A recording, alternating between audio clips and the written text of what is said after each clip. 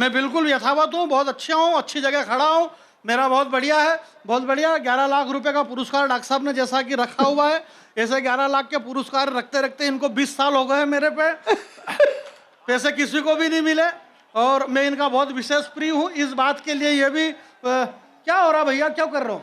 कुछ नहीं, वो ऐसे ही करते रहे, वो अपना कार्यक्रम कर रहे हैं तो अपना नहीं, कर। मेरे को ये पता है कि ऐसा करते पर ऐसा नहीं करते। ये आजकल ऐसा क्यों करने लगे? तो मैं खुद पीछे बैठा बैठा समझ रहा था कि यार ऐसा तो नहीं होगा, पर वाकई में ऐसा हो रहा है। तो ऐसा मत करो भाई। ये अब बिल्कुल आवाज सही हो गई है। मैं प्रणाम करता हूँ श्रद्धेय श्री जगदीश सोलंकी जी साहब को, बड़े भैया अतुल कनक जी, डॉक्टर साहब, तेज भाई साहब, आशीष भैया और प्यारे दोस्त मेरे बुद्धि प्रकाश जी, कविता तिवारी जी और राम बाबू सिकरवार जी, जिन्होंने इस कवि सम्मेलन को बहुत शुरुआत की है। तो मैं भी ऐसी ही कोशिश करूंगा, बहुत कम समय में कोशिश करूंगा कि रन बने, और अगर इसके बाद भी रन नहीं बने तो गलती रन की है, मेरी नहीं रहेगी। क्योंकि मैं तो रन बनाता ही हूँ, पर अब नहीं बन रहे उसका मैं क्या करूं भाई? पिच भी खराब नहीं है और इसके बाद भी रन नहीं बन रहे। तो कई बार ऐसा होता है, आदमी दुर्भाग्यशाली होता है कि खानदानी पायलट होने के बाद भी हवाई जहाज दूसरे उड़ा रहे, वो क्या करे बेचारा।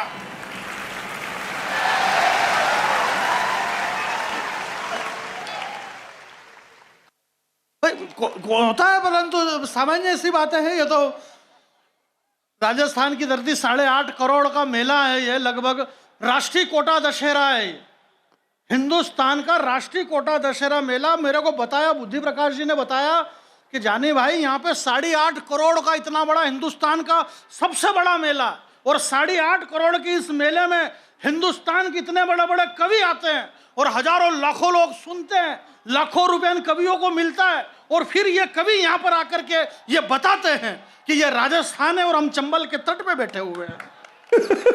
और आप भी स्वीकार करते हो, हाँ यार वाकई में अपन बैठे हुए हैं। हमारे अतुल भैया ने बताया कि भगवान परशुराम की बहन है चंबल, और कुमार भैया ने बताया कि ये बात तो कुमार भैया को भी मालूम नहीं थी। अब कुमार भैया को ये बात मालूम नहीं थी, इससे कोई बहुत बड़ी बात नहीं हो जाती। अब इनको ये थोड़ी पता कि रतन कचौरी वाला 7 रुपए में एक कचौरी बेचता है। आपको नहीं मालूम है कि रतन कचौरी वाला 7 रुपए में एक कचौरी और 10 रुपए में 2 दे देता है वो। तो सबकी जानकारी अलग अलग है। अब परशुराम जी की बहन है चंबल, तो ठीक है। अब उस समय या तो मैं भी पैदा नहीं हुआ और कोई पैदा ही नहीं हुआ, तो अपने को कैसे मालूम कि वो परशुराम जी की बहन है चंबल। और परशुराम जी आदमी इतने खतरनाक थे, अगले आदमी की दादागिरी देखो, थोड़ा सा फड़फड़ कराने की मुंडी काट देते थे। अगले ने 21 बार काट डाली पृथ्वी पे से, यार धरावीन करो निशा, 21 बार पृथ्वी पे से इस धरती को उन्होंने हीन कर दिया। ऐसा कुछ भी नहीं, माहौल बहुत अच्छा है। हमारे भाई साहब डॉक्टर साहब ने जैसा कि बता दिया कि अब राजनीति में ये कभी कुछ भी बोले, ऐसा कुछ भी नहीं है। नहीं आ रही आवाज, वो तो मेरे को भी मालूम है कि आवाज ही नहीं आ रही है, पर अब मैं उसका क्या करूं? ये आवाज के बारे में ही बोल रहे हैं और कुछ बोल रहे हैं? हाँ यार क्या कर सकते हैं, आवाज के बारे में ही बोल रहे हैं, तो आवाज आ जाएगी। अब नहीं आए तो अभी उसका मैं कुछ भी नहीं करता हूं। मैं तो वहां से आया हूं जहां पे बहुत आवाजें आ रही है इन दिनों, और आवाज ही आवाज आ रही है। भाई साहब तेज भैया, मैं तो ऐसी जगह से आ रहा, वो कह रहे कि आवाज नहीं आ रही। हमारे यहाँ तो इतनी आवाजें आ रही कि पूछो ही मत। जब भी टीवी चालू करो एक ही आवाज आ रही है। मोदी जी जन्मदिन पे लाए 8 चीते, सुबह से शाम तक 8 चीते, 8 चीते। दिक्कत ये नहीं है डॉक्टर साहब के चीते 8 हैं, दिक्कत ये है कि उन 8 में 5 मैडम है। अब एक के मतलब 3 के हिस्से में 3 आ रहे, तो 2 तो बेचारी यूं ही रह गई वो। अब वो जो 2 रह गई वो बहुत टेंशन में, का हमारा क्या, क्योंकि 3 ने तो 3 का घर बस गया। और अभी फिर एक नई खबर आई मीडिया के द्वारा, उसमें एक जो आशा मैडम है, एक आशा नाम की चीती, आशा नाम की चीती। अरे जानी जवाब नहीं दे रहा, चीती नहीं, वो मेरे को कुछ भी जानकारी नहीं। वो तो मोबाइल वगैरह में देख रहे कि जो एक उसका नाम है आशा, और वो प्रेग्नेंट है। एक नई खुशखबरी आई, कानों के जंगल से नई खुशखबरी आई कि वो प्रेग्नेंट है, और वो प्रेग्नेंट है। जब ये 8 आए तो 5 तेंदुए वहां से निकल के भागे। उनको पकड़ा, बोले तुम क्यों भाग रहे हो? बोले लोग हम पे शंका कर रहे हैं ना यार, क्योंकि ये तो अभी अभी आई, पता नहीं कहाँ काला मुंह करवा के आई। हम क्या, जरा ताली बजा ऐसा नहीं है। कवि सम्मेलन कोटा में बहुत अच्छा सुनते हैं, बढ़िया सुनते हैं। आजीज भैया देखो 5-7 कवि हैं, इतने ही कवि हैं ये।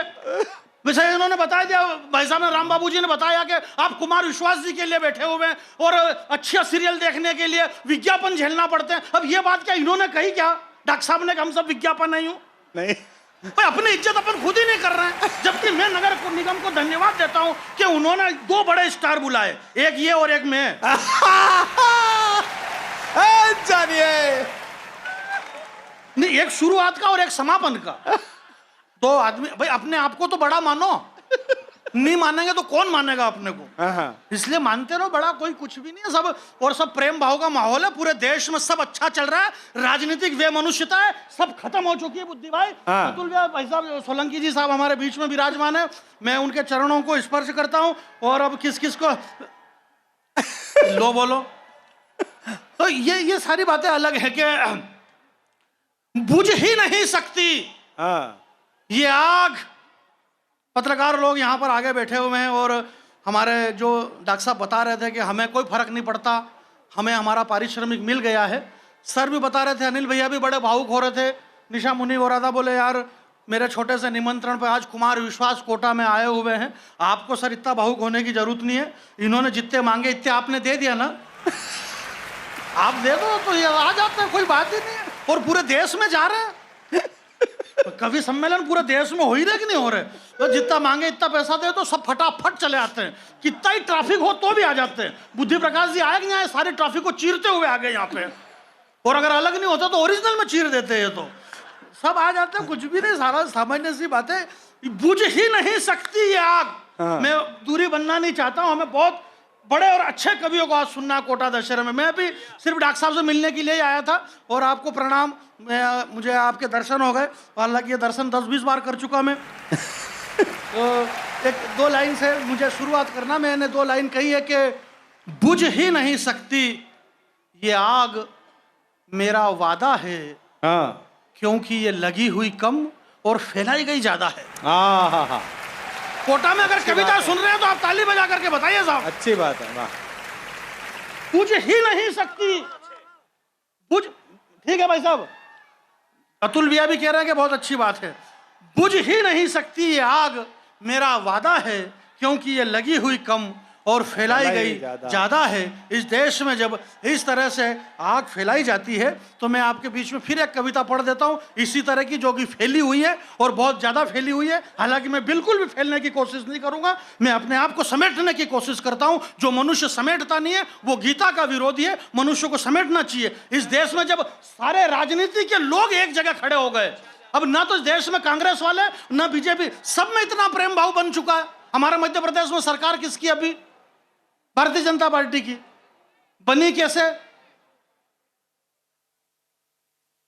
भाई? वो इधर से इधर आ रहे हैं, कौन किधर जा रहा है, कौन किधर आ रहा है, सब एक दूसरे में सम्मानित हो रहे हैं, सब प्रेम भाव से मिले जुल रहे हैं। ऐसा कुछ भी नहीं है। नेता वेता सब बढ़िया चल रहा है, सब किसी ने कुछ भी नहीं किया है। राम बाबू जी कह रहे थे कि देश में भ्रष्टाचार और बड़े बड़े कोठी कार बंगले बनाने के लिए बहुत मेहनत करना पड़ती है, और हमने मेहनत करी है इसलिए ये बनी है, और ऐसी मेहनत हम सतत करते रहेंगे। आइए इस सतत मेहनत पे एक और छोटी सी कविता मैं सुना देता हूं कि मैं उम्र में बहुत छोटा था, बड़ा खोटा था, दौड़कर झबरीले कुत्ते को पकड़ना, बात बात पे झगड़ना, माँ से अकड़ना, बहुत सारी टॉफियां जेब में भरना, ये सब बच्चे के स्वभाव में होता है, क्योंकि उस वक्त बच्चे पे किसी का प्रभाव नहीं होता है। वाह। मैं अकड़े ही अकड़े मेरे पिता की उंगली पकड़े, मेरे घर के पीछे मेरा खेत, खेत के पीछे मेड़, और मेड़ पर वो पेड़, पेड़ पर बैठे उस पक्षी से कितनी बार हमने उस पिता से पूछा होगा कि पिताजी ये क्या है? पिताजी मुस्कुराते हुए कह देते थे, बेटा ये कौवा है। हम फिर पिता से पूछते थे, हमारे बार बार के प्रश्न से पिता कभी नाराज नहीं होते थे, मारे खुशी के झूम जाते थे। हम जब तुतलाते हुए बोलते थे तो हमारे मुंह को चूम जाते थे। अब हम बड़े हो गए हैं, यानी कि अपने पांव पे खड़े हो गए हैं। इस देश को, इस समाज को बस यही दिखा रहे हैं, और जिस पिता ने कभी बोलना सिखाया आज हम उसे चुप रहना सिखा रहे हैं। आज उसे हम चुप रहना सिखा रहे हैं। बहुत बहुत